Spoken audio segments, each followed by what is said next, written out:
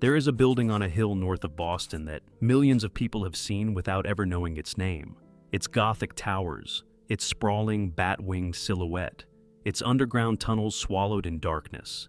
If you have ever played a Batman video game, watched The Dark Knight stalk the halls of Arkham Asylum, or read the horror fiction of H.P. Lovecraft, you have already stood at the gates of this place in spirit, because the most infamous fictional madhouse in American pop culture was not invented from nothing. It was built from a real one. This is Danvers State Hospital.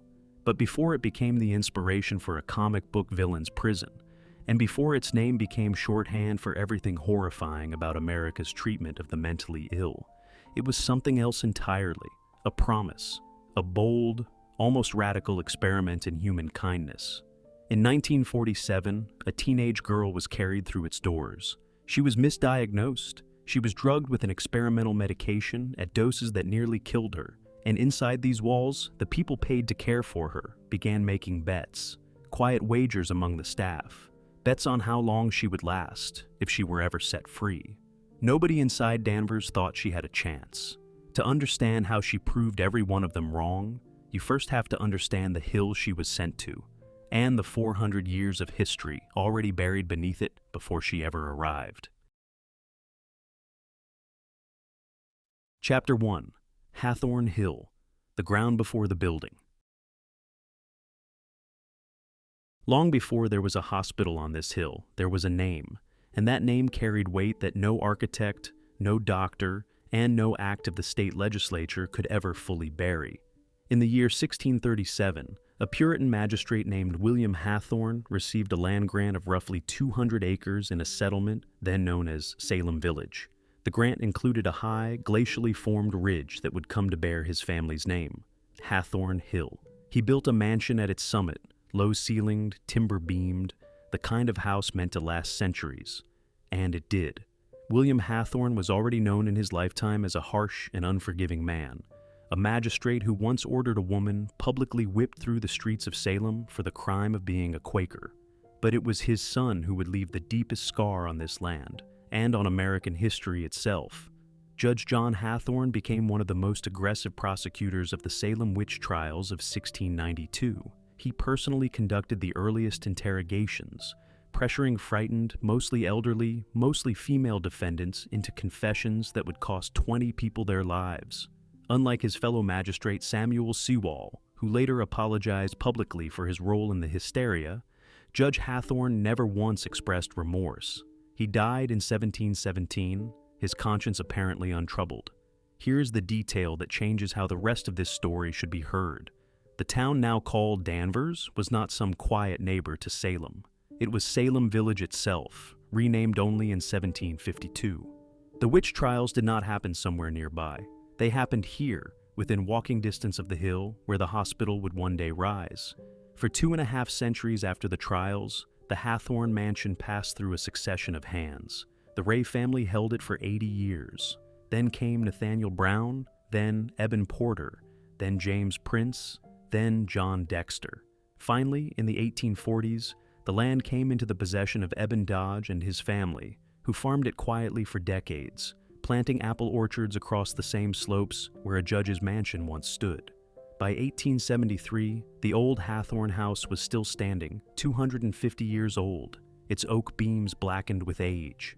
When the Commonwealth of Massachusetts purchased the farm from Francis Dodge to build its new hospital, the mansion was cleared away. Demolished or sold at auction, the historical record is unclear on which, but one piece of it survived.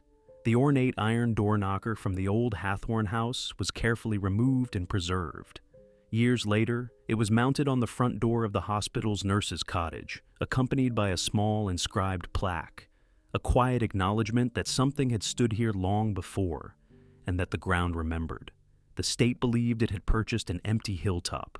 What it had actually purchased was history, and it was about to build something enormous directly on top of it. Chapter 2. Bradlee's Castle. By the early 1870s, Massachusetts had a crisis on its hands, and it was a crisis measured in human bodies with nowhere left to go.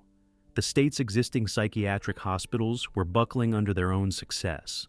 These institutions were packing roughly 1,300 patients into space meant for 1,000, while another 1,200 mentally ill men and women sat scattered across the state in jails, almshouses, and facilities never intended to treat them at all. Something had to be built. On the 23rd of April, 1873, the Massachusetts legislature approved an act establishing a new state hospital for the northeastern part of the Commonwealth. A commission was formed, and after surveying the region, its members settled on a hilltop farm in Danvers, owned by a Civil War veteran named Francis Dodge. The land checked every box that the era's leading psychiatric architects demanded: rural isolation, elevation, good roads, proximity to rail lines, and enough acreage to make a hospital entirely self-sufficient, growing its own food, drawing its own water, generating its own power.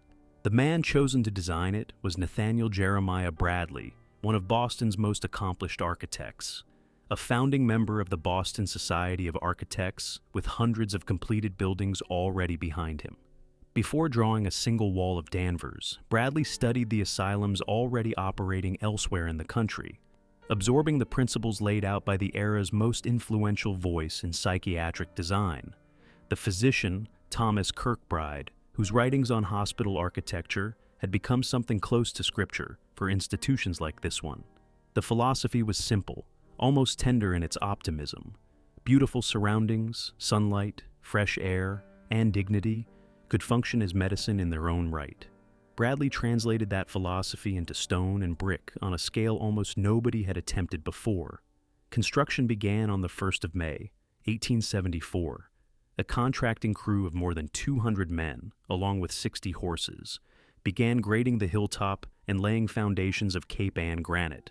Above that rose a building unlike anything the region had seen: locally fired red Danvers brick, slate roofing trimmed with copper, towering Gothic spires, etched glass, pressed metal ceilings and marble mantels inside.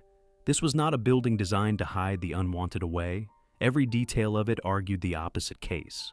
When construction finished 4 years later, the finished structure stretched 1,100 feet from end to end, nearly a quarter of a mile, encompassing roughly 313,000 square feet of floor space. A central administration tower rose more than 100 feet into the New England sky, with 8 patient wings radiating outward on either side. The total cost came to $1.5 million, an extraordinary sum at the time, and one that ran well past the legislature's original budget. Locals who watched it rise on the hill above the town gave it an admiring nickname: the Castle on the Hill. Not everyone shared their admiration. Critics inside the state legislature, troubled by both its cost and its grandeur, had their own name for it, and they did not mean it kindly: the Hospital Palace at Danvers. Both names were accurate in their own way. What nobody in either camp could have predicted was how quickly the palace would outgrow its promise. Chapter 3: The First Danvers Hospital. On the 1st of May, 1878, the doors of the new hospital opened. 12 days later, the first patient walked through them. What happened inside in those earliest years deserves to be said plainly, because it is the part of this story most people never hear. Danvers worked. The hospital's first superintendent, Dr. Calvin May, arrived with a conviction that ran against centuries of precedent. He believed mechanical restraint had no place in the treatment of the mentally ill. Where earlier generations of asylums had relied on chains, straps, and locked isolation, May insisted that his hospital would refuse to use physical restraints altogether. The goal was not to contain patients. It was to cure them. For a brief, genuine window, that goal looked achievable. Patients spent their days outdoors whenever possible, working the hospital's own farmland, tending vegetable gardens, raising livestock. The labor was considered treatment in itself, purposeful and structured, giving people who had lost almost everything else in their lives something to do with their hands and their mornings.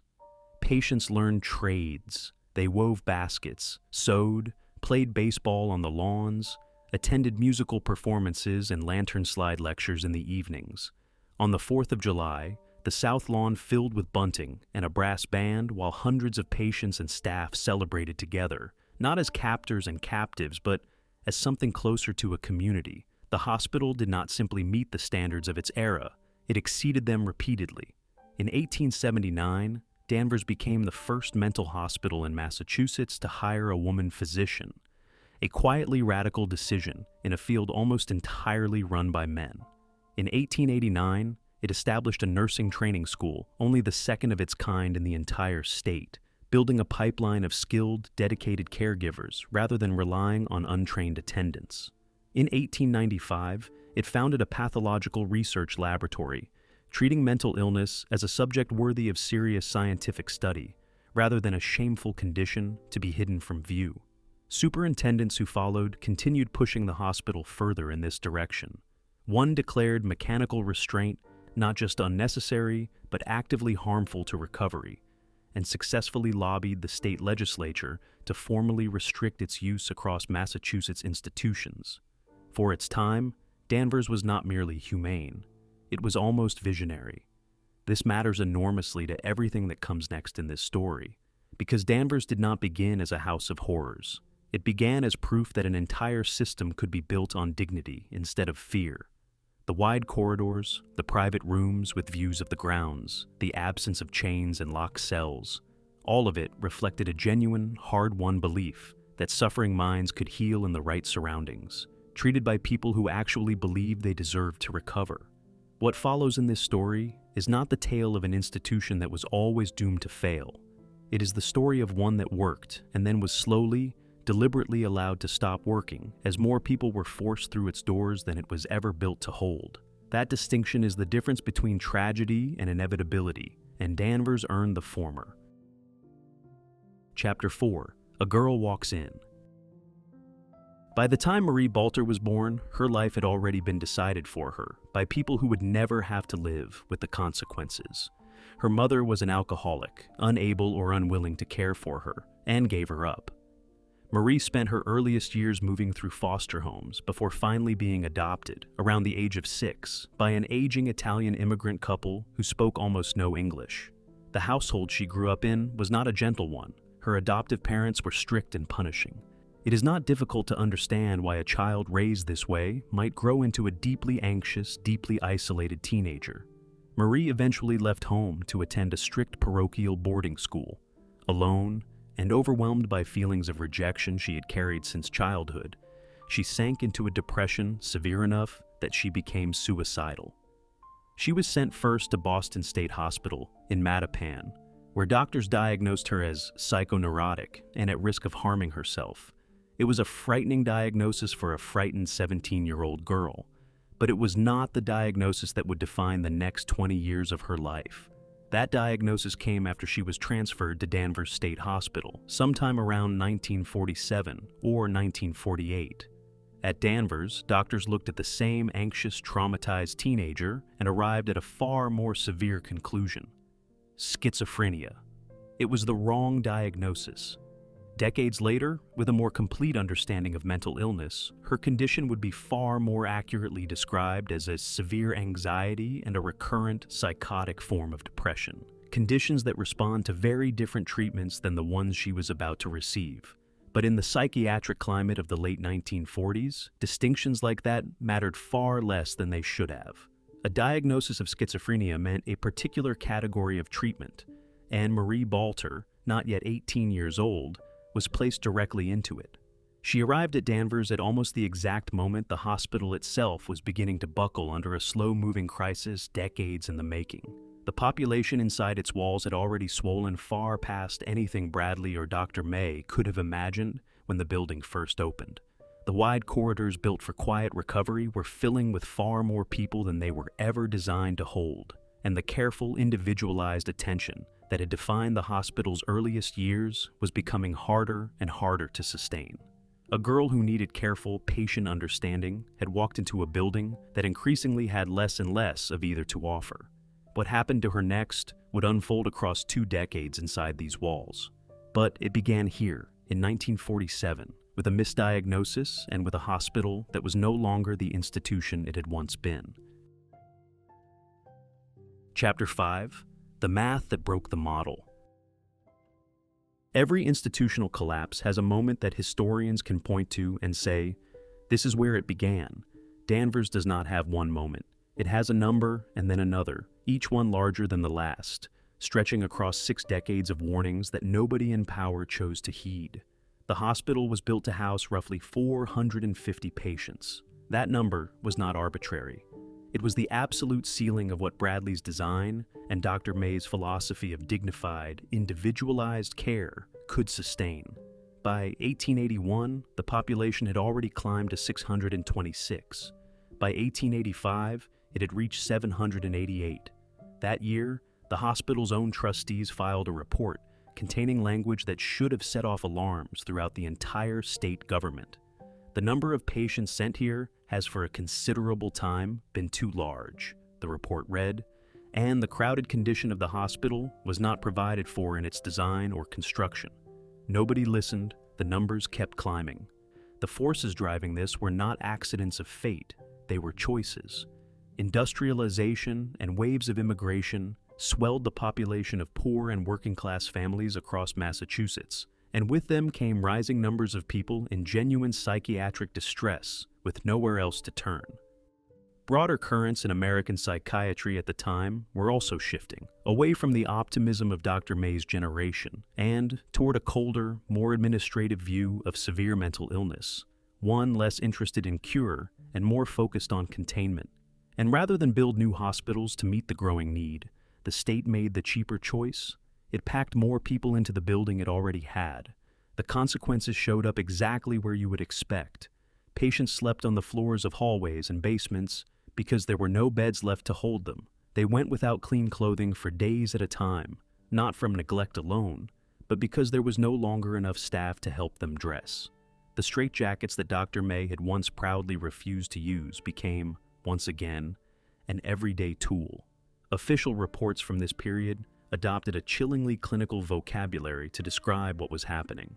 Patients who had been driven to strip off their own clothing were referred to in one trustee's report as denudative, requiring what the document called special garments and bed care. Stripped of its bureaucratic phrasing, this meant restraining people who had been pushed past the point of caring, whether they were clothed at all, because no one remained to watch over them.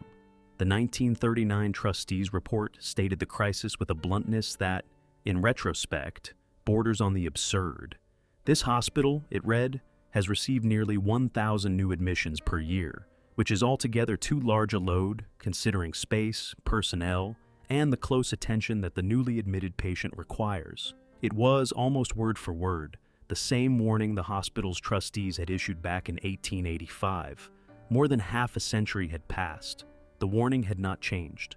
Only the number of people trapped inside it had. Chapter 6. Death, Scandal, and Violence Behind the Walls. An institution that can no longer count its own patients accurately is an institution that has already lost the ability to protect them. What happened inside Danvers across the 1930s to the 1950s proved that again and again. It began on the 26th of September, 1934. That day, a batch of sauce served in the hospital kitchen had somehow become mixed with insecticide.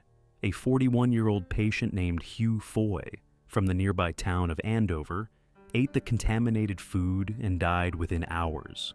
A dozen other patients who tasted the same sauce became violently ill. When investigators began asking questions, the hospital's superintendent, Dr. Clarence Bonner, offered an unsettling explanation. 10 pounds of cockroach powder had gone missing from hospital storage around the same time. He did not believe the contamination had been intentional. He could not explain with any confidence how a poison meant for insects had ended up mixed into food served to patients. The incident might have remained an isolated horror, quietly buried in hospital records, if not for what followed 4 years later. In 1938, the Massachusetts State Auditor, Thomas Buckley, disclosed something far larger and far darker. 8 patients had been killed by fellow patients in recent years, not just at Danvers, but at the nearby Medfield State Hospital as well. The disclosure triggered a statewide investigation into conditions across the system. What investigators found at Danvers specifically was almost impossible to absorb. Over the entire course of the hospital's history to that point, 400 patients had died from causes other than natural ones. 400 deaths. not whispered about in rumor or urban legend, but documented in a government report, largely unexamined by the public that funded the institution responsible for them. And then, in the 1950s, the violence returned.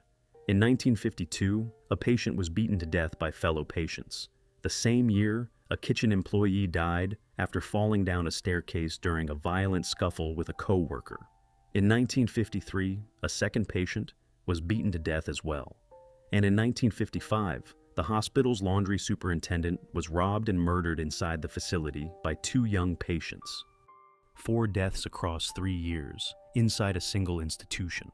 This was not an aberration. It was the visible surface of the same structural failure described in the trustees' reports for decades, finally arriving at its logical conclusion. A building holding more than 5 times its intended population, supervised by a staff that had never grown to match, will eventually produce exactly this. Dr. Bonner remained in his position through nearly all of it, serving from 1927 until his retirement in 1954.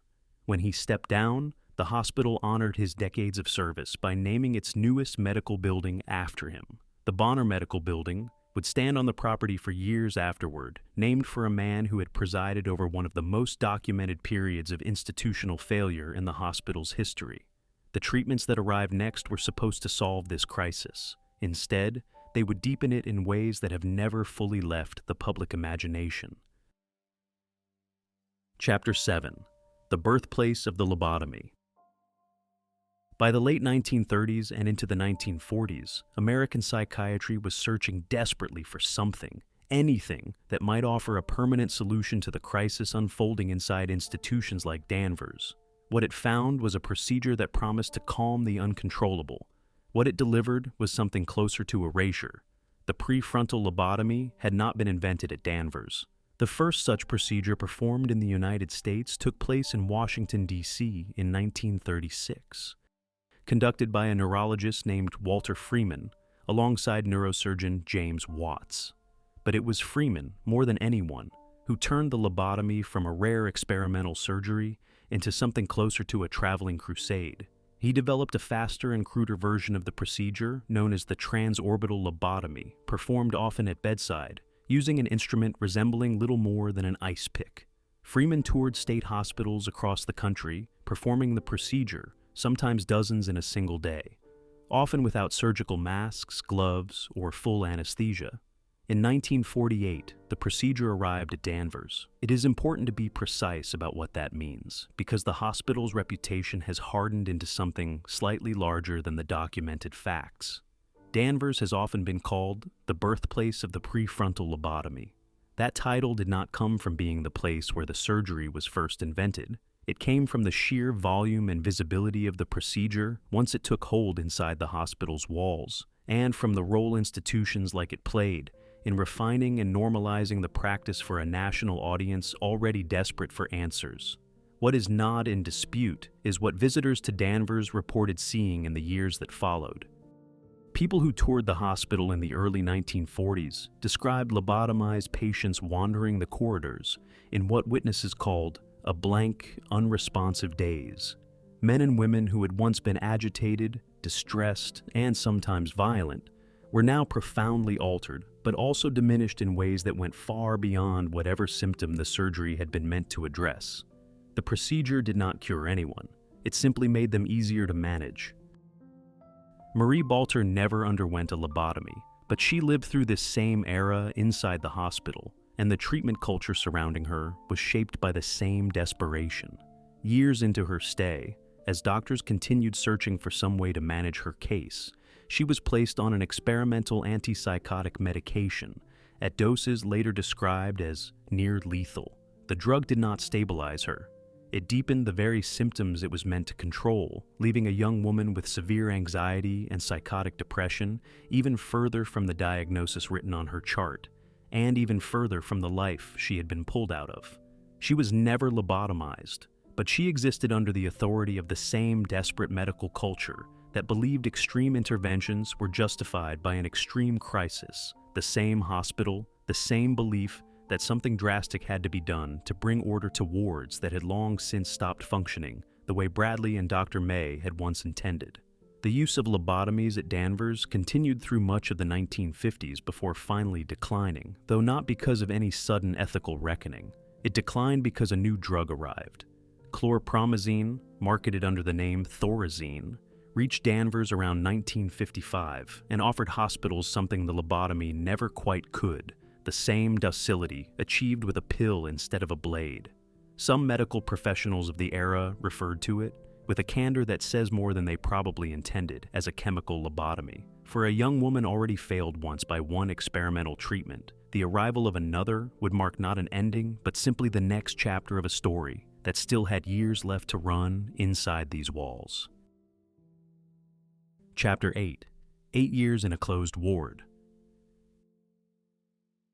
There is a particular kind of courage that history rarely records, because it does not happen in a single dramatic moment. It happens slowly and privately inside a closed ward where almost nobody is watching and nobody expects anything to change. That is where Marie Balter spent 8 years of her life.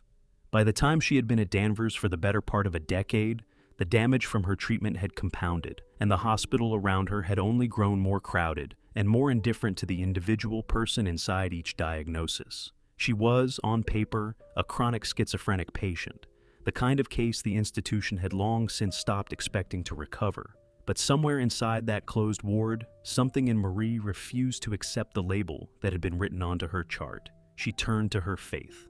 Prayer became, by her own later account, one of the few tools she had left that nobody could take from her or medicate out of existence. And from that foundation, she began to rebuild herself. She started small. She shuffled a deck of playing cards over and over, simply to feel something again in fingers that medication and years of institutional stillness had left numb and unresponsive. She took a few steps, relearning movement the way a person recovers from a long illness of the body. She scrubbed floors because the physical act of work gave her something the ward itself no longer could, a sense that her hands and her hours still belonged to her. Eventually, she did something far harder than any of this. She told her doctor the truth. She said that she wanted to get better, and that she needed help to do it, not medication, not another treatment. She needed, in her own words, for her doctor to give her permission to do the things she believed she needed to do, to leave the unit, to walk outside on the hospital grounds, to exist for even a few minutes a day outside the walls that had defined her entire adult life so far. To the visible amazement of the attendants who had watched her for years, her doctor agreed. Marie began taking those walks. She started working on the unit in small, structured ways, and then, after 8 years inside a closed ward, she asked for something larger. She asked to be moved from the closed ward to an open one, a request that, inside an institution like Danvers, was its own quiet act of defiance against everything the diagnosis on her chart said she was capable of. The nurses and attendants who had spent years watching her did not believe she would succeed.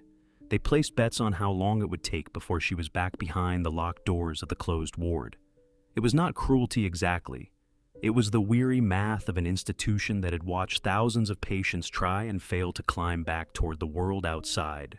Marie did not fail. She held the open ward placement. She kept walking the grounds. She kept doing the slow, unglamorous work of recovery that nobody inside Danvers had been designed to properly support. The hospital that had misdiagnosed her and warehoused her for the better part of a decade had not given her this. She had built it herself, with nothing but prayer, cards, scrub brushes, and a stubborn refusal to become the patient everyone around her expected her to remain. It would still be more than a decade before she walked out of Danvers for good. But the bet the staff had placed against her had already, quietly, been lost. Chapter 9. The Bet They Lost. In 1968, Marie Balter walked out of its doors for the last time as a patient. She had entered as a frightened, misdiagnosed teenager. She left as a woman in her late 30s, having spent the entirety of her 20s and most of her 30s inside an institution that had drugged her into crisis and warehoused her through some of its darkest, most overcrowded years. What she did next did not simply prove the staff who had bet against her wrong. It rewrote almost entirely what anyone reading her file would have thought possible. And then, Marie made good on a promise she had made to God during her darkest years inside the hospital, that if she ever found her way out, she would dedicate her life to the people she was leaving behind. She enrolled at what was then North Shore Community College and earned an associate's degree. She continued on to Salem State College, where she completed a degree in psychology.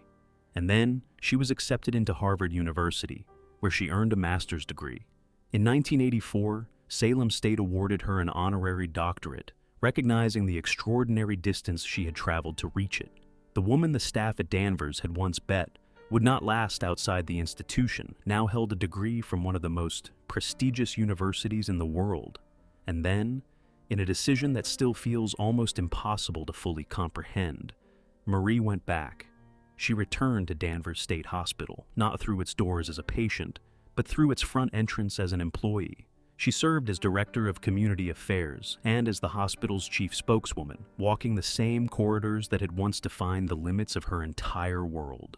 Now she walked them with a title, an office, and a voice loud enough to advocate for the people still living inside the system that had once nearly destroyed her.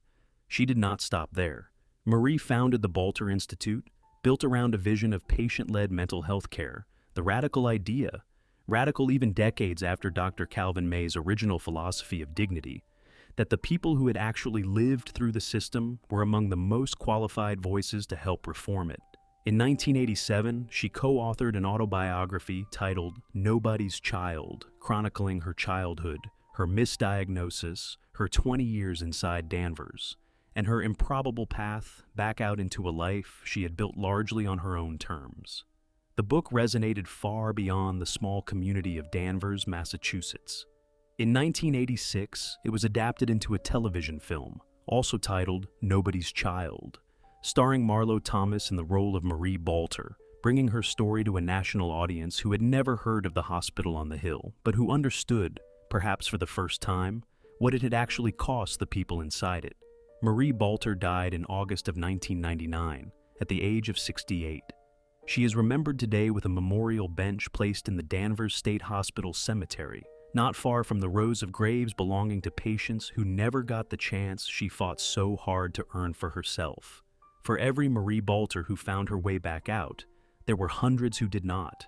But her existence stands as proof of something the hospital itself was never designed to prove, that the people inside its walls were never as far beyond saving as the diagnosis on their chart suggested. Chapter 10: The Long Unwind. The same drug that had offered Danvers a chemical substitute for the lobotomy would help bring about the slow, decades-long unraveling of the entire institution. Thorazine and the antipsychotic medications that followed it changed something fundamental about psychiatric care in America. For the first time, it became genuinely possible, at least in theory, to manage serious mental illness outside the walls of a massive state institution. Combined with a growing public reckoning over conditions inside institutions like this one, and a broader philosophical shift toward treating confinement itself as a form of harm, these forces converged into what became known as the deinstitutionalization movement. The promise was enormous. The delivery was not. Through the 1970s and 1980s, Danvers began closing its wards one by one. The population, for the first time in the hospital's history, began to shrink. In 1970, the building's central tower had to be removed entirely, decayed beyond any reasonable hope of repair. By the mid-1980s, the hospital's population had fallen dramatically from its overcrowded peak.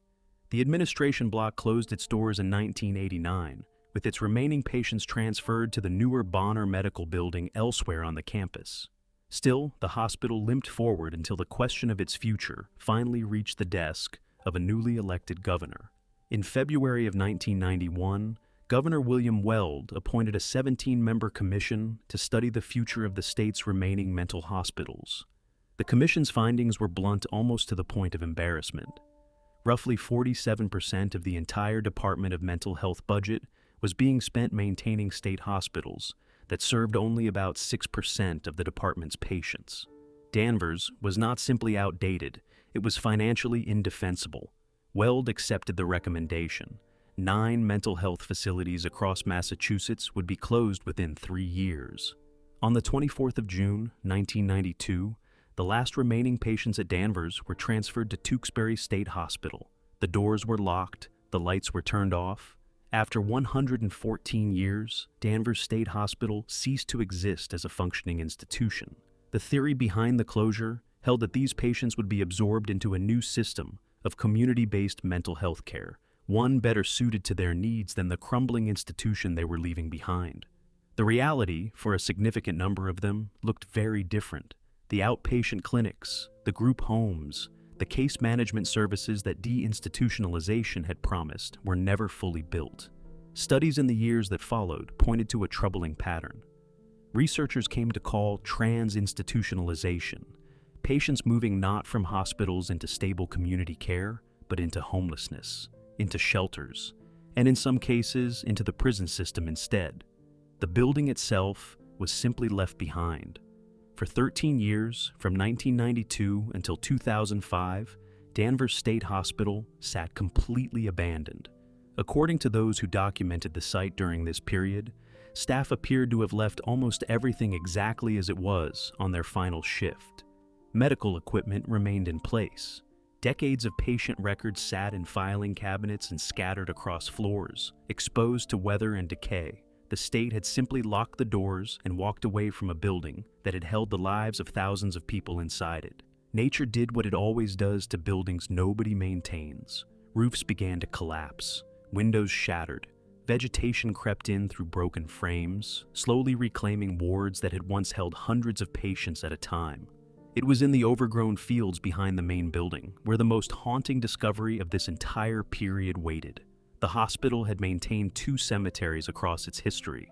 After the closure, the cemeteries disappeared beneath wild grass and creeping brush, to the point where a visitor could walk directly past the graves without ever realizing they were there.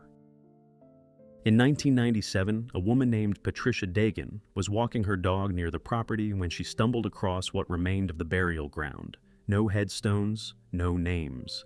Dagan founded the Danvers State Memorial Committee in February of 1998.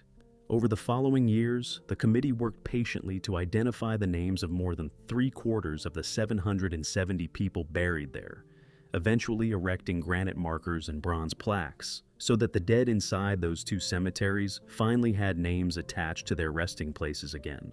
While that quiet, dignifying work continued in the cemetery, the abandoned hospital itself was becoming something else entirely in the public imagination, a destination for urban explorers, paranormal investigators, and thrill-seekers drawn by its decaying tunnels and its reputation as one of the most haunted buildings. The building that had once been called a castle, and later a hospital palace, had become something closer to a ruin waiting to be either remembered or erased. It would not have to wait much longer to find out which. Chapter 11. Arkham, the fiction that outlived the fact.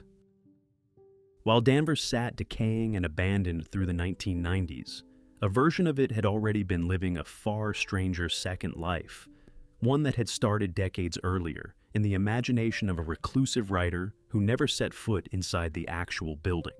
Howard Phillips Lovecraft was born in 1890 and died in 1937, largely unknown during his own lifetime, deeply convinced that the universe was a hostile and incomprehensible place. Over the course of his career, he built a body of horror fiction that would go on to influence nearly every writer and filmmaker who worked in the genre after him. One of his most enduring creations was a fictional Massachusetts town called Arkham. Lovecraft was drawing directly from the region around Salem and Danvers when he built this imagined place. In a letter written in 1934, he described his mental picture of Arkham as a town something like Salem in atmosphere and style of houses. His literary executor, August Derleth, was even more direct, describing Arkham simply as Lovecraft's own version of legend-haunted Salem. Remember what this story established at the very beginning. Danvers was not some neighboring town to Salem. It was Salem Village itself, the actual ground where the witch trials occurred, and the most imposing structure anywhere near it by the time Lovecraft was writing was the Gothic red brick asylum rising from Hathorne Hill, complete with its own underground tunnels and its own graveyard. Lovecraft's Arkham Sanitarium appears most prominently in his story, The Thing on the Doorstep, written in 1933 and published in 1937. Literary historians studying the work have consistently pointed to Danvers as its most likely physical model, noting how closely the fictional asylum's description, its atmosphere, and its sense of a place where madness and architecture seem to have fused into something inseparable, mirrors the real hospital standing less than a few miles from the actual witch trial sites. The chain did not end with Lovecraft. It jumped into comic books, and from there, into the bloodstream of global pop culture. In 1974, a DC Comics editor named Jack Harris was working with writer Dennis O'Neil on a Batman story when an idea came to him. Villains like Two-Face and the Joker, he argued, should not simply be sent to ordinary prisons. They were not common criminals. They were genuinely disturbed, and they belonged somewhere built to reflect that. Harris suggested using Lovecraft's fictional asylum as the model, reasoning that no better name existed in horror fiction for exactly this purpose. Arkham Hospital first appeared in Batman issue number 258, published in October of 1974. In 1989, writer Grant Morrison and artist Dave McKean published the graphic novel Arkham Asylum, A Serious House on Serious Earth, cementing the institution permanently as one of the central locations in the entire Batman mythology. From there, the lineage only grew larger. The Batman Arkham video game series has collectively sold more than 32 million copies worldwide. Bob Kane and Bill Finger, who created Batman himself in 1939, had no direct connection to Danvers whatsoever. The link runs entirely through Lovecraft, through Harris and O'Neill's 1974 pitch, and through every writer since who chose to keep the name alive. But the result, however indirect the path, remains the same. The most famous fictional madhouse in the world is, in every way that matters, an echo of a real one. Chapter 12, Demolition, Fire, Rebirth. By the early 2000s, the question hanging over Danvers State Hospital was no longer whether it would be touched again. It was simply what shape that touch would take. Conversations about the building's future had been circulating for years, but the listing of Danvers on the National Register of Historic Places in 1984, intended to offer the building some measure of protection, ultimately did very little to slow what was coming. In 2005, a Virginia-based residential developer called Avalon Bay Communities purchased the 77-acre property from the Commonwealth of Massachusetts for $12 million, with plans to convert the site into hundreds of new apartment units. A local preservation group filed a last-minute lawsuit, arguing that the state and the town had failed to give proper consideration to the historic value of what was about to be destroyed. In November of 2005, a judge denied the injunction. Demolition could proceed.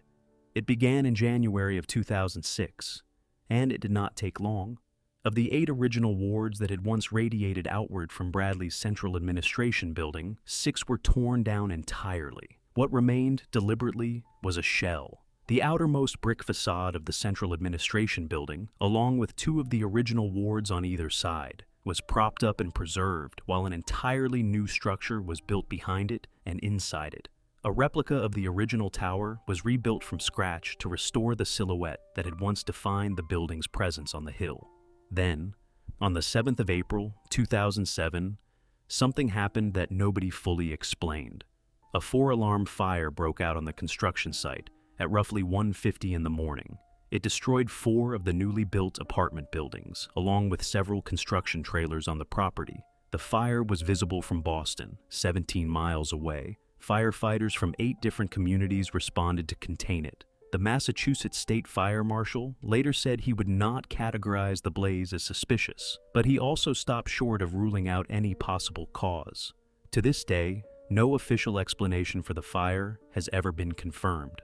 Among those who had spent years documenting the hospital's paranormal reputation, the explanation arrived almost immediately and needed no investigation at all.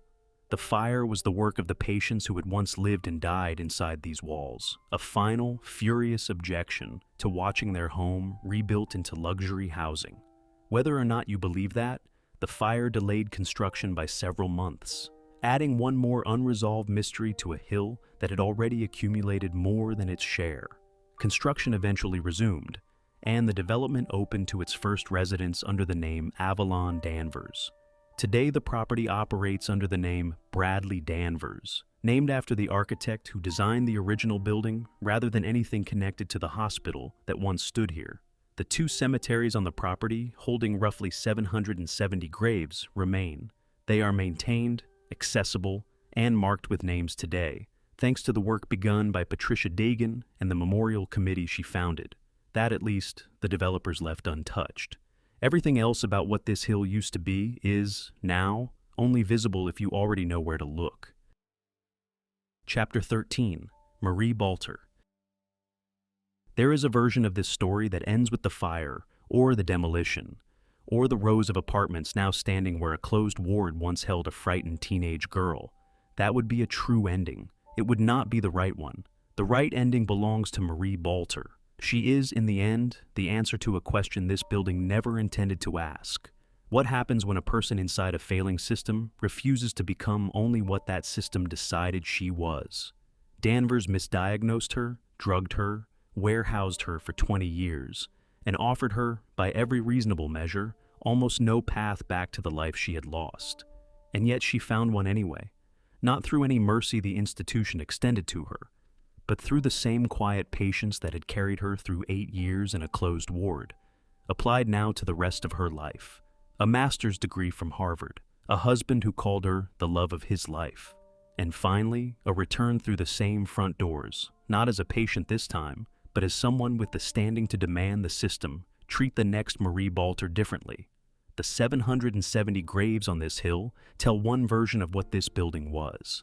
Names restored decades later to people who had been reduced in death to numbered metal pipes in an overgrown field, because even their final resting place had once been considered unworthy of a name. The gutted brick facade still standing on the hill tells another version, its true history visible now only to those who already know enough to look past the granite countertops and the heated pool. Marie Balter tells a third version, and it may be the only one that actually matters. That dignity, once stripped away by a building, a diagnosis, or a system entirely indifferent to the individual person inside it, can still be rebuilt by that same person, one small act at a time. Somewhere below the hill, in a town once called Salem Village, the streetlights still come on every evening, the same way they did the night a frightened, locked-out child once waited outside in the dark, long before anyone had decided what kind of person she was going to become. The hill is still there, the hospital is gone, and the girl nobody believed in is still, in every way that counts, the one who got the last word.